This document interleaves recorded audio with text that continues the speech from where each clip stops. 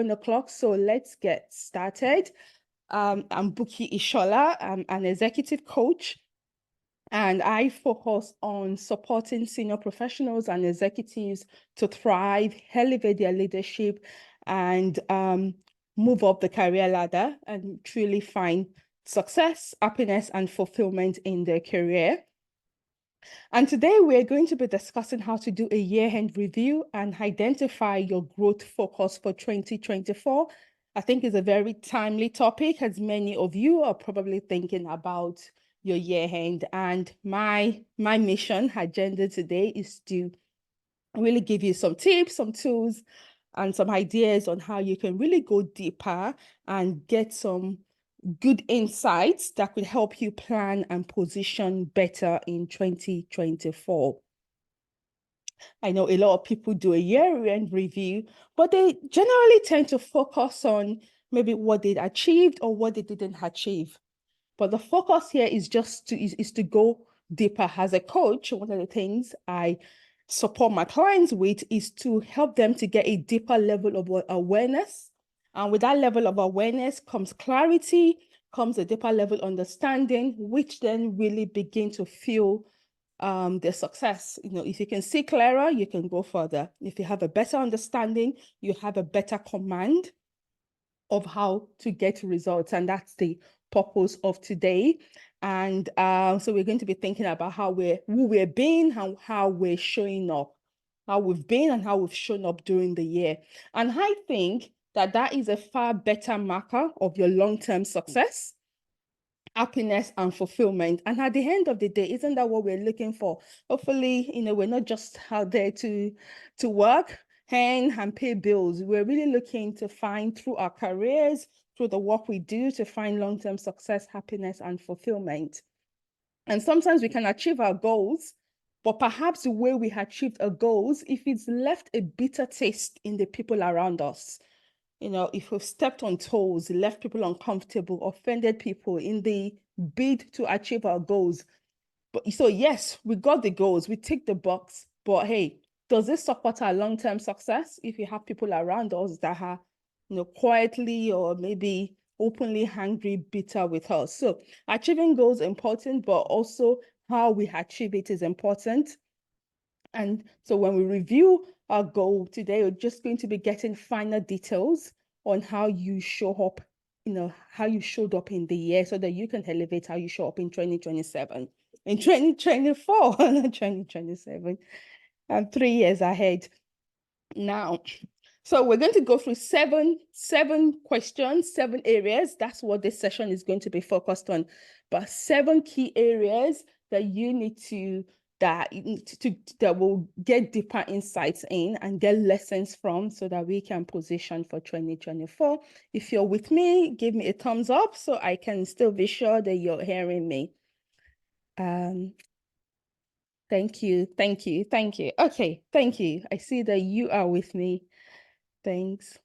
Yeah, so there will be an opportunity to ask questions and to speak right at the end. So please, at the right time, I will invite you. There will be a time at the end to ask questions. So let's get started in terms of 7 key areas to review for 2023 to best position yourself for 2024. The first area I want to start with is clarity. So ask yourself this question. Did you have clear aims, goals, and desires that you were pursuing this year?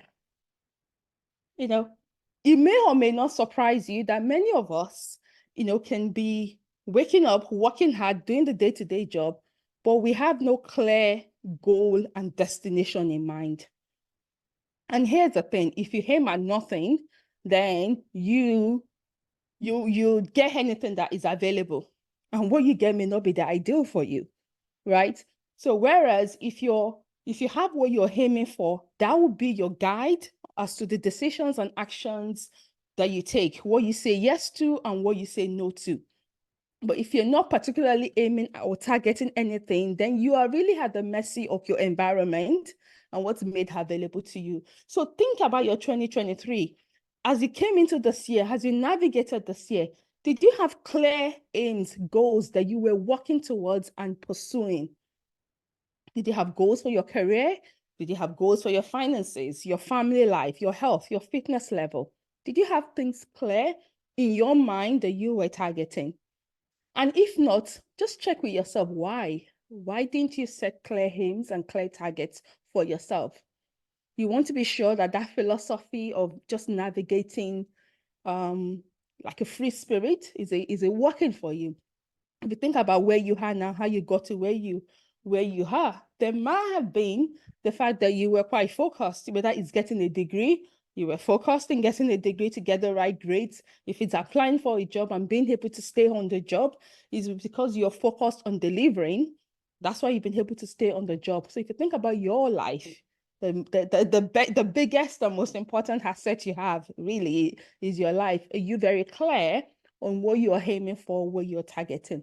Clarity is really important. So that's the first step in reviewing your year. Think about, did you have clear aims, goals, and desires that you were targeting? And if not, why? What do you need to change about that going forward? The second question is around commitment. If you did have goals and desires and things that you wanted to achieve, were you committed to those things? For example, maybe you have a goal of you want to expand your network and build new relationships this year. Maybe it's around having a bigger presence in the market, getting more involved in your industry, maybe speaking, doing some speaking engagements, whatever it is that you set yourself to do. Maybe this time last year when you were thinking about the year, the ideas that you have, the things that you wanted to achieve. How committed were you to actually achieving it? And this is the ultimate proof of commitment. It's around what you are giving time to. Where are you spending your time and what actions are you taking? Time and action are the ultimate proofs of commitment. Many times we can say that we want something, but when we review how we're spending our time, what we're doing, it's clear that our time and actions are not aligned with what we say we want. So there's something there about commitment, because what we're committed to, we make time for. And results tend to follow focus and attention. If you want results in an area, give your focus to it, give attention to it. That's how we generate action. Time is what generates results. So think about the things that you wanted to do that you were not quite committed to. What affected your commitment? This is an important growth area, because whatever got in your way this year, the reality is for all of us, isn't it? Achieving our goals is not linear. It's not a case of, oh, I do this A, B, C, D. It's not linear. Things would always come up. So whatever got in your way this year, next year is going to be something else. So how are you responding? Take the lessons from this year so that you are better positioned for next year. And it's really important to ask yourself this question, because I think for me, that was one of the things that actually prompted me to pivot into coaching. I was in a job, and it was coming to the end of my term in that environment. I needed to move to the next level. And I found myself having time for other things, but telling myself, oh, I didn't have time to go for industry events. I didn't have time to have a meeting with this recruiter that wanted to speak to me. Whereas I was spending time traveling. My work involved traveling abroad. There was some travel that I could afford, I could avoid if I wanted, but I always made time for that. But then to actually make time to develop my position and expand my career in the field I was in, I realized that actually I was making excuses, and I had to pull myself back that, okay, Buki, what's really going on here? And I realized it was because my interest was waning. I really deep down wanted to do something else.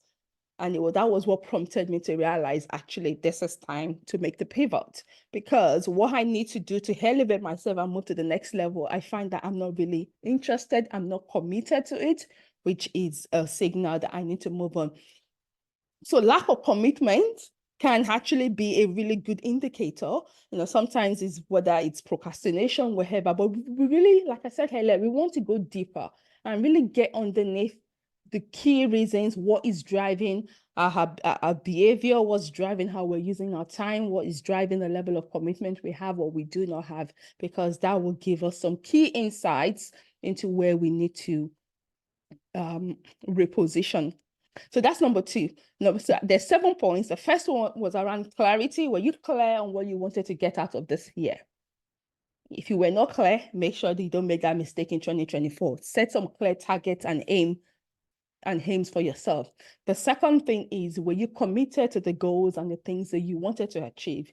If you did have some ideas of what you wanted to achieve, if you weren't committed, why not? What got in your way? Get those insights so that you can be better positioned in 2024.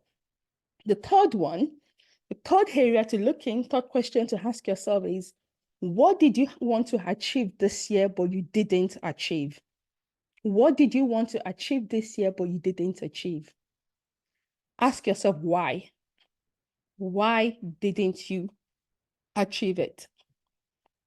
And I want you to approach these questions not from the place of condemnation, but from the place of drawing insights. You always want to be like an investigative journalist.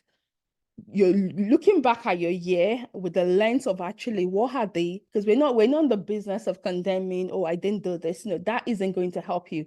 What's really going to help you is drawing out the insights that you can use in the future. That's how we get wiser.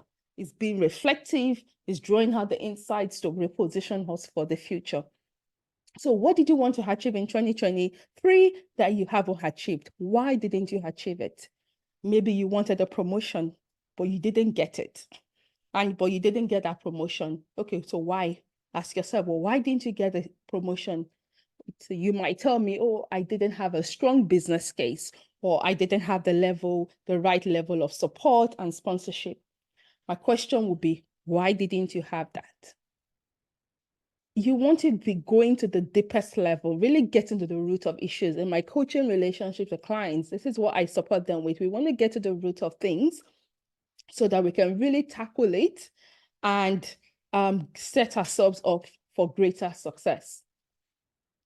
So you didn't have the business case. So why didn't you get the support? Why didn't you have it? And you might say, well, I don't know. And my challenge to you will be, well, that's not a helpful answer. You really do want to know, because think about it. If you don't know, how are you going to correct it? How are you going to, what's the lesson in there? How are you going to get better? So not knowing something, not knowing why this didn't happen, why you didn't get what you wanted to get, why you didn't make the progress you wanted to make, not knowing the why, it's not a helpful answer, because it doesn't enable you. It doesn't empower you to do anything different. If you're going to be better next year and achieve the things that you weren't able to achieve next year, you have to dig into what got in your way and what didn't allow it to happen. Essentially, you need a strategy, and a good starting point for developing a strategy, a future strategy, is to understand what hasn't worked this year.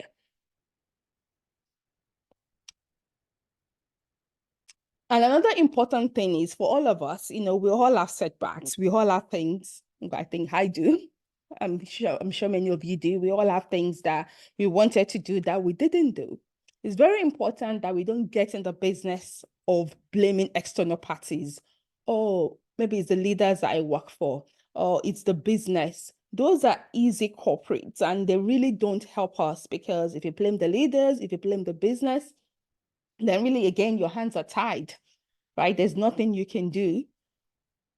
Is always you do, to the extent possible, you want to be bringing things within your realm of control. So for example, let's say you didn't get your promotion because you didn't have the right sponsors. You have to ask yourself, well, how do I need to reposition myself so I have the right sponsors? You didn't have the right business case. Well, what was missing in my business case? What should I have known that I didn't know? Or maybe some truths were hidden from you. How could I have dug better? You really want to be bringing it down to a place where you can take responsibility to drive a different result for yourself. Then, there were some goals that I set for myself this year, and as I went into the middle of the year, I realized that, okay, things were not progressing the way I wanted it to progress, and I needed to reach out and get some more support. And what I did was get a new business coach to support me. I know how to coach, But essentially, and I know how to coach and I know how to build a successful career because I did that. But I haven't run a business before, and I just needed some support to learn the right things to do to help my business be in the position that I wanted it to be. And through getting that support, I realized, okay, some of the goals I was aiming for, I didn't actually have the right structure and infrastructure to make it happen. I had to create that structure and create that infrastructure through support from my coach. And some of the things I've been doing in recent months, if you've joined one of my recent webinars, and even this audio session, they're a part of the new things I have put in place to allow me to get the sort of outcomes that I want. So that's what I mean by really reviewing what didn't happen and understanding why, so that you can understand what you need to do differently. And sometimes that is really getting insights and support from other people that could help us. Is this making sense? Let me get some reactions. Let me know, give me a thumbs up or anything if this is making sense. This fella, thank you. Okay, thank you. Getting some reactions there. Thank you. Oh, I should also tell you that I have a PDF that has some questions, like all of these areas that I have listed out that I'm talking about. I have a PDF that has some questions that really you can ask, you can go through to help yourself reflect on the year that you've had.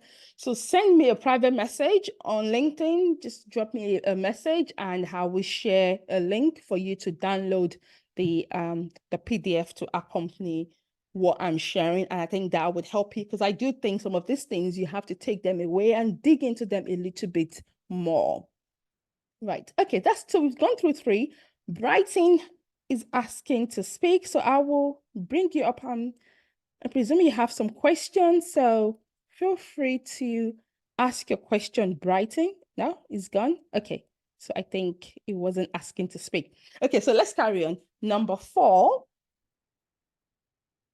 So we've gone through 3. The first was clarity. Second was around your commitment. The third was reviewing really what you didn't achieve, asking yourself why. But that third point is really around understanding the limitations of your capacity. Because if this is the way I say it, if I wanted to achieve something and I haven't achieved it, then the reality is somehow I didn't have the capacity to bring that thing into reality.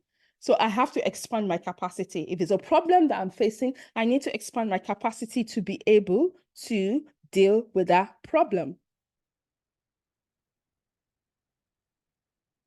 So the third one is about capacity. Now, number 4, the fourth area that we really want to dig into as we review the year ending is to look at our wins and the successes that we've had.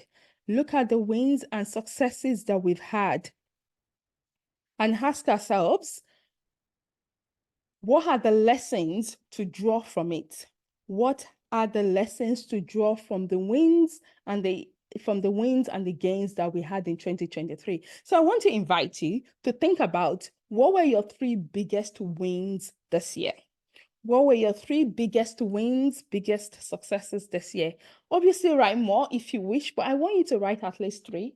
And everyone needs to have at least 3, because I really don't believe that the whole year you can't identify at least 3 good things, 3 successes you've had. Many of us would have had more than 3.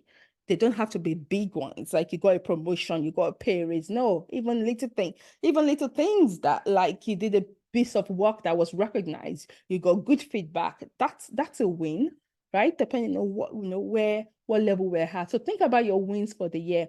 And I want you to again think deeper and ask yourself, what made these wins happen? What made you have those successes that you are recording as successes in the year? Now, there are general principles around how we create success, or, for example, hard work. We know, regardless of what people say, there's smart work. Yes, we need to work smartly, but importantly, many successful people are also extremely hardworking people. They put in the hours, and from my experience, I really don't see you do have, there's a level of work hours that is required to create success in the corporate world, and you cannot escape that. Obviously, you want balance, but hard work is a prerequisite in my view. So you're working hard, but so it's not just working hard, but go deeper. What enabled you to do the hard work? What sacrifices did you have to make? How did you create the space for the work and focus that you needed to put in to get the results that you got? So hard work is one of the things that allow us to create success, but also very importantly are relationships.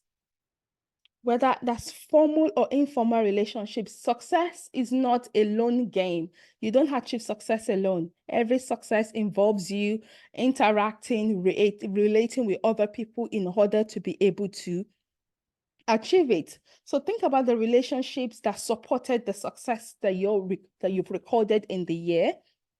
And then also think about the positioning that you've had to be able to create those successes. So those are some general things when we're looking back at successes. How do we create it? There's hard work, there are relationships to support it, and there's a positioning that we take. So those are some general themes, but I want you to review your own successes that you've had in the year and draw out lessons.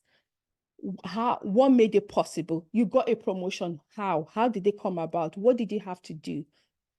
Those insights are really important. And why are they important? Because you can learn and then replicate them as required in future. Because think about it, if you got a win and you can't explain how you got it, and you can't really understand and get some insights on around how you made it happen, well, how do you replicate it? That's just like winning the lottery, right? If you win the lottery one day, yes, you made it, but you can't replicate that because there's no formula for doing that. And we know people who just win the lottery, what happens to them? The research shows that many of them end up poor later, years down the line.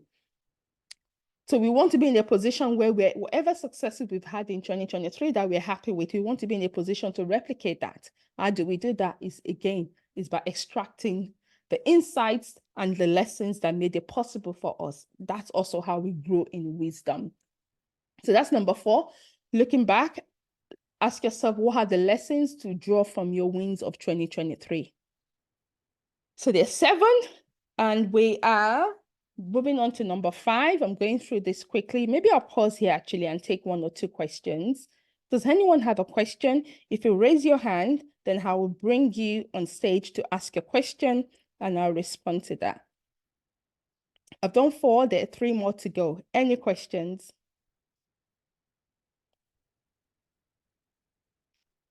Okay, any questions? Okay, not yet. We'll keep going. So we've done 4. A quick recap. I see some people have joined. The first one was around getting clarity around the year. They're very clear. Clear on, did you have clear aims, goals, desires that you were pursuing in the year? You want to be clear on that. Second, the commitments that you had. Were you committed to the goals and the things that you wanted to achieve this year? If you were not committed, why not? What got in the way? You want to have those insights so you can avoid the same mistakes next year. Thirdly, we talked about looking at your capacity. What did you want to achieve and you didn't achieve? What got in the way of you achieving it? What got in the way of you not achieving it? And number 4, I just spoke about really looking at your wins in 2023 and drawing out the lessons from it. So number 5 is really important. I've already talked about it briefly, and it's looking at your connections and relationships in the year and thinking about how did they support or hinder your growth. And for many of us, it's not just the relationships we have in person, right? It's not just the personal and professional relationships that we have. It's also our online relationships and online connections. Increasingly, more and more of us are spending a lot of our spare time online, and we are reading and listening to influencers and micro-influencers. And there's a reason why they're called influencers, because whether you are aware of it or you're conscious of it or not, they are influencing your philosophy, they're influencing how you think and how you feel. about yourself and about the world around you. So it's important to pay attention to the people that you're listening to and people you're following, and really actually monitor how that is impacting and affecting you. As someone that coaches primarily Black professionals, I remember someone coming to me really requesting support. They were in a good role. They were in a supportive environment, but they were fearful of the future. So why were they fearful of the future? She was a Black woman, mid-career, and she was reading a lot online about the challenges that Black women face in the workplace. And even though she was in a good position at work, she felt scared and got scared about her position, or whether she was going to be able to rise as far as she wanted, whether she would have problems. But she didn't have problems. She was in a supportive environment. But by taking in a lot of the information that she was saying on social media, she got anxious, and it became almost a barrier and a problem for her. Which is why I ask you to really think about the people that you're listening to. That is this affecting you negatively or positively? Obviously, talking about racism and the challenges that Black people face in many Western workplaces is important. But if reading it and consuming all that information is actually having a negative impact on you, then you want to move away from that, because that is not helpful and it's not going to support your progress. So in coaching her, she came to the realization that actually some of the people that she was following on LinkedIn, she needed to unfollow them, because constantly in her feed, reading messages around racism wasn't helping her. But of course, like I said, discussing those issues are important, but it doesn't necessarily mean that if it's affecting you negatively, that you need to continue to listen to that message. So your relationships online are really important. And it's also the case that for all of us, I know personally, as someone that spends time on LinkedIn as well, that is anyway, I mean, I do the same too. We share content, people share their beliefs, their opinions, but not all of them is really solid. Not all of them is really what you should be listening to. And sometimes if you're just taking in all this information passively, you can find yourself taking in a lot of information that really isn't helpful. And because of the way it works, when you're going through LinkedIn, you're not there, you're not studying, so you're taking information in passively, and that really can just subtly be seeping into your unconscious, and you find yourself is affecting you in ways that you actually did not know. So my message here is your online relationships. I find in my client relationships, in my coaching sessions, I'm having to deal and talk about it a lot more, that many of us are actually being influenced negatively by the things that we're listening to online. And we're talking about grown adults here, right? This is not talking about grown adults here. You're listening to materials that are actually affecting how we're seeing yourself. I'll tell you one thing. For one, I found out that I was an introvert since about 2011. I read a book about it. I know I was an introvert, but I did not realize that being an introvert wasn't a problem until I became active on LinkedIn, and I started seeing all the issues around introversion, and I had to really tell myself to really switch off from that, because introversion by itself isn't a problem. And there's so many people that I've coached around this topic where people think, well, I can't do this because I'm an introvert. But no, yes, you can. So I'm laboring on this point because I think it's so important, because many of us are spending time online and we are passively taking in information that really could be inhibiting our progress, because it's subtly influencing how we're seeing ourselves, what we're thinking is possible, and what we're thinking is available for us. So a few questions to ask yourself. Think about both your in-person, online relationships, colleagues at work. What has really helped you this year? Which relationships, connections have helped you to grow this year, and in what way? Secondly, which relationships took your time, wasted your time, but gave little back in return? Also, which relationships could have helped you, but you didn't invest time and attention in? And this is really important. If we're wasting our time, reading, spending time on things are not helping us. The impact is we are not going to have enough time to spend on the important relationships. So relationships are key. I mean, one of the things that's really helped me this year are the new relationships that are formed that have helped me to really reposition myself around, how I create the life and the sort of business that I want. So as career professionals, I want you to pay attention to the relationships that are present, in your life. It's also relationship with colleagues. Are you always hanging around colleagues who don't have anything good to say about leadership? We don't have anything good to say about the organization. They always have something to complain about. They're always second-guessing leaders. They're always critical. Well, that is not really going to help you, because we don't thrive by being critical. We thrive by being problem solvers. We thrive by bringing solutions to the table. So you want to be around people who encourage that, who are engaged in the success that the organization wants to create. Because if you want to be successful in an organization, you have to be part of creating the success.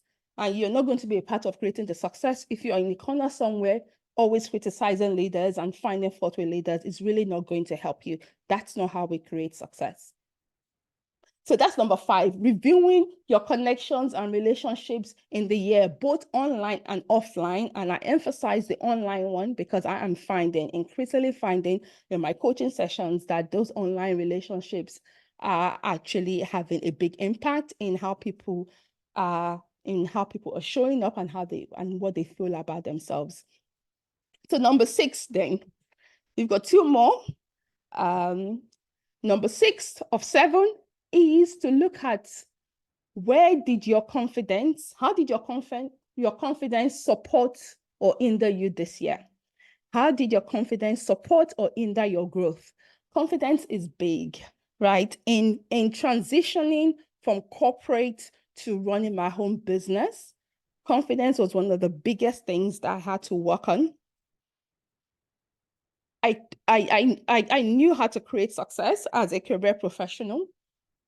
Now, running my business for a few years now, and I know actually the principles of creating success in career, they're not dissimilar to how you create success in your business, but you have to think differently. You have to see yourself differently. So I've had to really invest in elevating myself. And what I find in coaching sessions is sometimes it really doesn't matter. It could be, I coach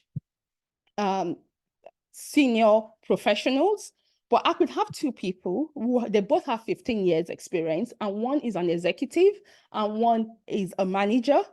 So there are different levels in their career. And I find confidence is one thing that actually affects everybody, but it affects people in different ways. So at the executive level, like the way lack of confidence shows up will be different. Maybe it's around how you challenge authority. Maybe it's around how you show up in your leadership. At more junior level, it might be how you actually speak up in meetings. So it shows up differently. But for you, thinking about your year, think about, where did you tell yourself you're not ready? Where did you tell yourself you need more time? Because confidence is either a catalyst or a blocker.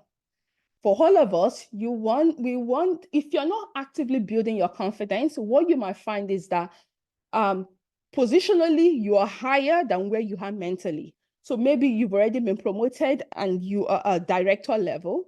If you're not actively working on your confidence, positionally, you're a director, but in the way you think and see yourself, you might still be at the manager level. You haven't upgraded how you're seeing yourself.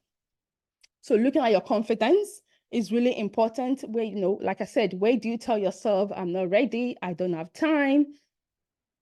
Where have you agreed, this happened recently, where you agreed to a sideways move, even though you were qualified to go in at a higher level, but you doubted yourself and told yourself you were not ready, so you set it for something lower. And then you get into the role and find yourself actually you're reporting to someone that you have more experience than.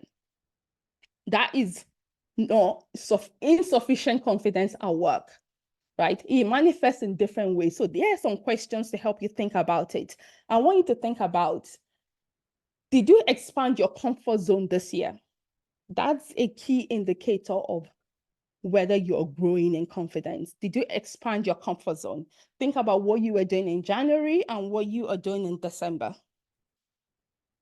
Has it changed, or are you still working on the same things? Have you pushed yourself to try new things? Are you more confident now than you were at the start of the year? Why? What led to that? Very important. Like I said, you want your confidence to be a catalyst, not a blocker. And if you're not actively working on it, then you may find that actually you're behind your position. Is this making sense? Let me get some feedback. Are you understanding what I'm saying? Give me a thumbs up. If you are understanding what I'm saying, thank you. Thank you. People understanding? Yes. Thank you. Thank you, Julia. Okay. So really invest in building your confidence. And if you think about it as well, you might see people where they don't know a lot, but they are confident in the little that they know. And that confidence propels them to actually go faster than the people that know. And again, as someone that coaches primarily African diaspora professionals, oh my goodness, I know that we are competent. I know that we work hard. But where I see us lack sometimes is that belief in ourselves, believing in what's possible. We know how to study, we know how to pass exams, but hey, translating that hard work, translating that discipline into understanding how the workplace works, and then positioning ourselves to ensure that we are thriving, sometimes we kind of like just drop the ball in that. And if you're going to, if you're going to close the ethnicity pay gap, we are not going to be depending on leaders to close the gap. No, we are going to be dependent on us really rising to the level of our competence and showing up differently in a way that shows that we're demanding what we're worth. And I find that sometimes we are not demanding what we're worth. There have been a number of times when I've coached people and they tell me what they're earning. I'm like, this is low. With your level of experience, you should not be earning this. You should be way higher. And then I coach them to have a conversation with their boss. And yeah, what did they do? Because people recognize their value, they actually open up the conversation and they get the pay rise. This has happened many times. So what allows us to settle for what we're less for less is just that confidence level, and it's something that can be fixed. Confidence is a result, is an action. One of the ways of building confidence is your competence level, and we have that already, right? Most of us are highly competent. What is missing is that self-belief, is that self-image, and that you can work on. If you need help, reach out to me. Okay, that's one of the things I thrive on. And because personally, it was a game changer for me when I got my confidence in the right place. And then I realized, okay, a lot of the people that were even intimidating me because I thought they knew more than me, while I worked in corporate, I realized actually, no, they didn't know more than me. I was overestimating what they knew because I had inflated them in my eyes. So when I got a better image of myself, I realized actually, you know what? I'm better than most of them. And I think if you start doing the work, you realize that about yourself. Okay, so that was number 6. I spent a lot of time on that. The final one, number 7, is understanding where did your courage level support your growth and where did it hold you back? Confidence and courage, they go hand in hand. At the junior levels, confidence is important. As you become more senior, you actually need more courage. You know why? As you become more senior, it's more lonely. You're already a minority. You even become being the only, as many of my clients would be, many of the people that I work with, they will be the only in the workplace. But as you know, as you rise up in the workplace, you get less, there's less representation of us. So when that happens, your courage level really needs to rise up. And courage is really around taking action even when you're afraid. Sometimes you're waiting to be fearless. No, that's not going to happen, right? Because really, the only thing that really conquers fear is action. So if you're waiting until you're fearless, it's not going to happen. It's around just taking action even with your fear. So look back at your year and think about, okay, let me give you some examples of where lack of courage might show up. For example, maybe, okay, I see Yinka wants to speak. I'll come to you shortly, Yinka. So think about where people, for example, are demanding or taking your time unduly, and you don't have the courage to say no to them.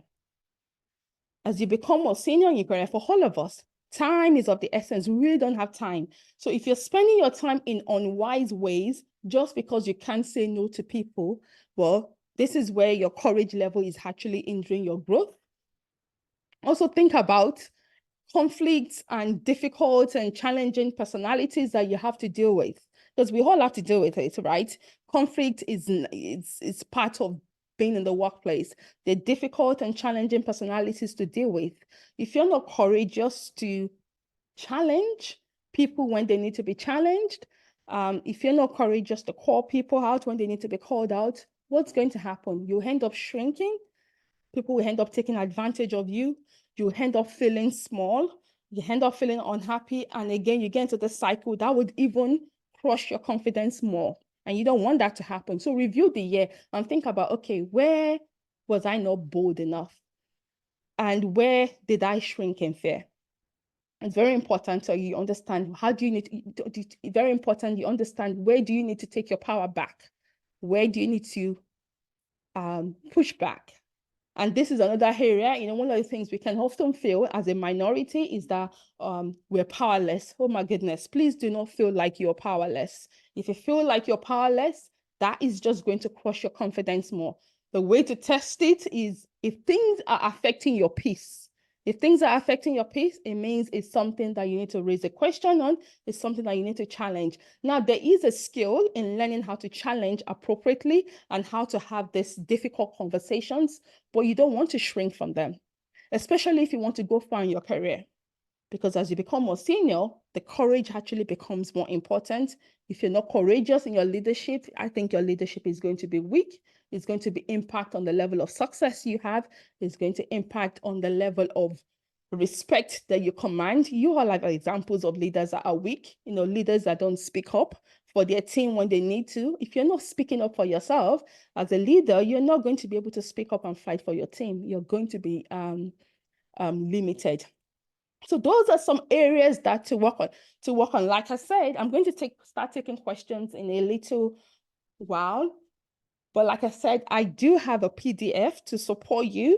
If you're interested, some questions that you can ask yourself that you can really dig into to really help you reflect on this year and use those insights to help you plan for 2024. So the title of the session was how to do a 2023 review and identify your growth focus for 2024.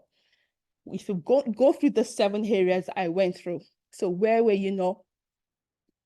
the first one was just a quick recap. The first one was around clarity. Did you have clear aim, goals, and desires that you were pursuing this year? If you didn't, well, don't repeat that in 2024, right? The second one was around commitment. Which areas, where were you not committed enough to your goals and why? Right? The third one was around your capacity, right? Where was your capacity limited? Because if you didn't achieve your goals this year or certain things that you wanted to achieve, I would put it down to there was an element of your capacity was limited. So how are you going to expand that in 2024? Review that. How are you going to expand that in 2024? That's an area for you to focus on. Number 4 was around thinking about 2023, the wins and the successes you had. What are the insights? What are some things you can learn from that so that you can replicate the success? We don't want to be the lottery winner who has no strategy to replicate the win. You want to be someone that had that knows exactly how they got to where they got to, so you can replicate it. You can teach others, right? And then number 5, looking at your relationships. Which relationships worked for you? Which ones supported you? Which ones didn't? Which ones do you need to invest in? And number 6, we talked about your confidence. I spent a lot of time thinking about your confidence. How has it supported you this year and how has it hindered you? You want to use that insights to know that the areas that you want to work on. in 2024. Confidence is big. I really cannot overestimate how important this is to your success in the marketplace. And we also, again, I'm going to say this for a lot of for my audience, many of us, come into the workplace because we did well in school. We achieved well in school, and somehow that hard work we kind of think is going to translate. If you're seasoned in your career and you've been around for a while, you know that's not how it works. It's the hard work plus relationships plus so many other things. So it's important to really open your eyes and know this. But if your confidence is not in the right place, you will not do all those additional things that you need to do in order to progress. And then finally, we talked about courage. It's important at all levels, but even far more important at that leadership level, because that is really what's going to unlock your impact, unlock the respect and the recognition that you want. So that's really important. So finally, if you want the PDF that I have on the questions that can really support your growth, and you could dig into a little bit more, send me a DM, a private message, and I'll come back to you. So I'm going to take questions now. Thank you, Yinka, for being very patient. So let me bring you on board. How do I do this? Yinka, allowed to speak. Okay, go ahead, Yinka. You can unmute and speak.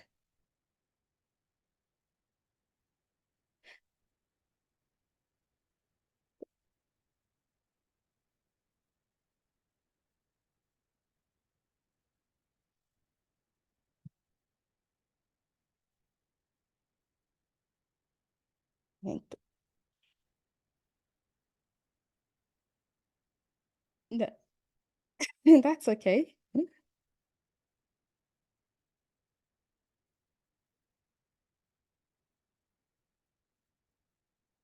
Mm-hmm.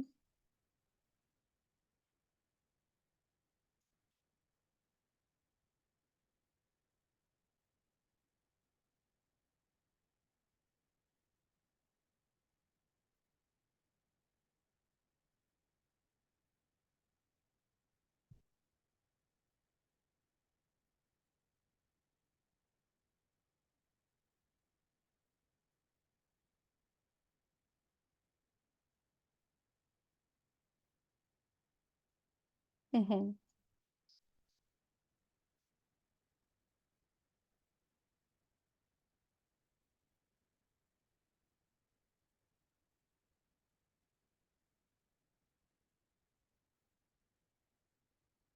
Yeah. Yeah. I think that's a great question.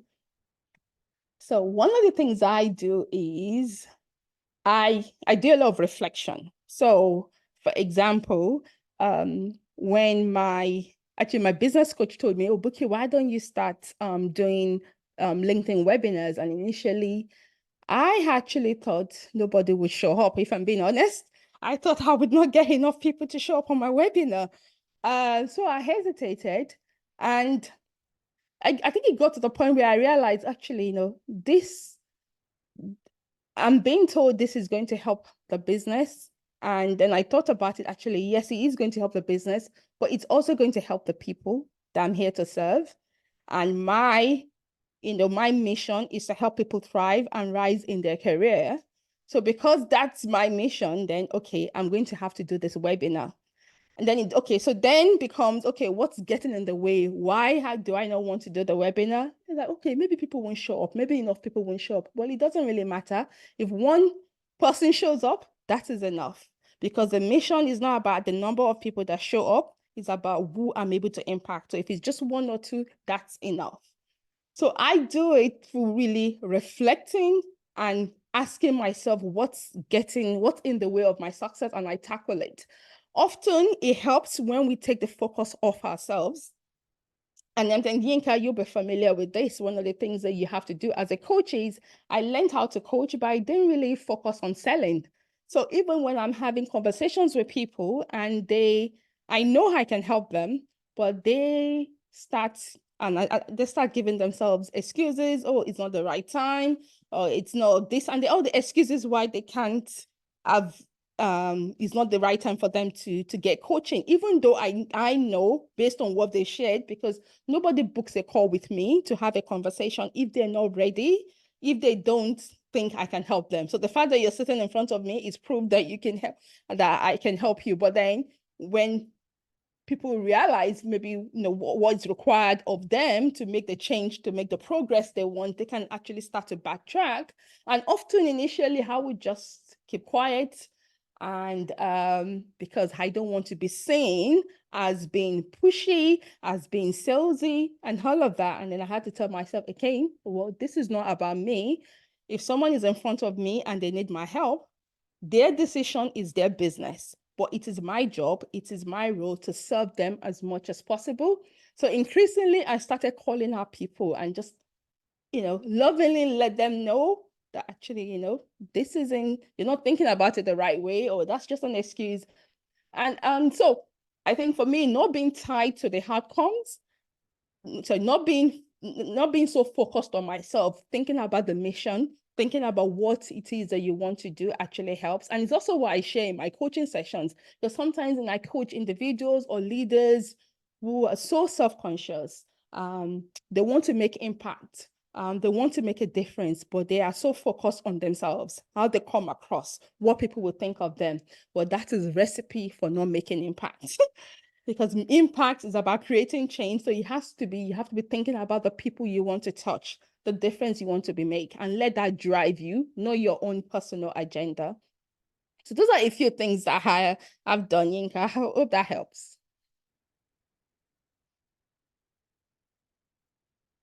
Great. Any other question? Thank you. Any other question? So to ask a question, what you have to do is, yeah. You're welcome, Yinka. And I do read your posts. I don't always engage, so thank you for the lovely content that you share.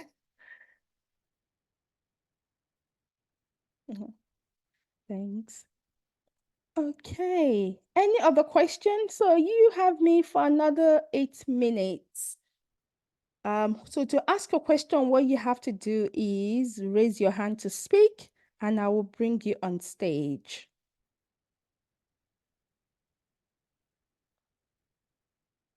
Again, if anybody joined late, I have a PDF to go with the teaching I just shared. So drop me a direct message and I will send you the PDF. Lavin, okay, so I will bring you up. Okay.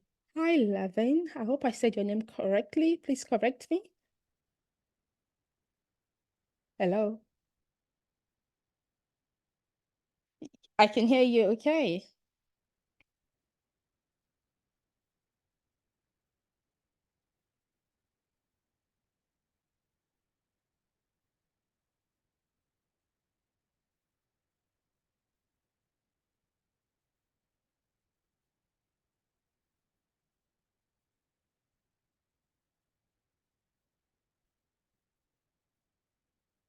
Okay.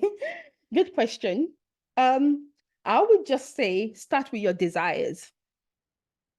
What do you want? What are you interested in? So actually one of the things that led me into coaching, I was very much into personal development because I saw how personal development had changed me. And a lot of the problems that I thought were external, when I started working on myself, I realized actually, these problems are easily solved. So that's how I really got into the world, into coaching, through my own personal change, seeing how personal development really helped me and helped me to elevate myself. That's why my program is called Elevate You, because what I find is when you elevate yourself, when you work on yourself, the career problems become a lot easier to solve, right? Some of them, just by working on yourself, it goes away. So I think it's starting with your desires.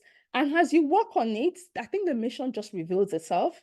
I'm not a big fan of going in search of a mission. You don't need to search for it. I think it reveals itself as you do your own growth work and follow your desires. You get clear on what you're interested in and what you're not interested in.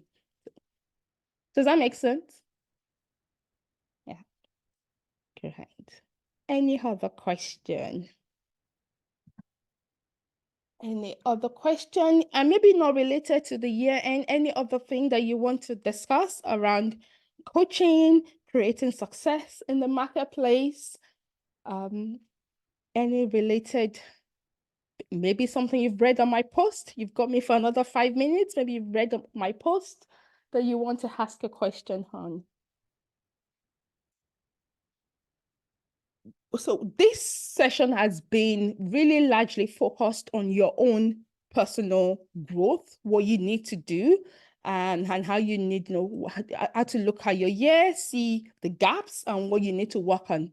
But there's also the pace, the external pace, because life doesn't take place in a vacuum, right? You're operating in the marketplace. And I shared a post this today. If you haven't seen that, do check it out. It's a post around really the marketplace, understanding how is the marketplace changing in 2024? How is your industry changing? How is your organization changing? And how do you need to position yourself to thrive? Because you do have to remain relevant, even as you work on yourself in the workplace, work on yourself, you have to remain relevant in the marketplace. And there's so much changes going on, And sometimes I find that people if you're not paying attention and you're not repositioning yourself regularly, you can find that actually the value you think you hold in the marketplace, you may no longer hold that value. We all have to ensure that we remain relevant. So do check that out and keep an eye on how is AI going to impact your industry, so you can know what you need to do, whether you need to reskill or you need to just do something else so you're not left behind. I remember there was a time, while I was in corporate, where a lot of the work in my team was being moved to India.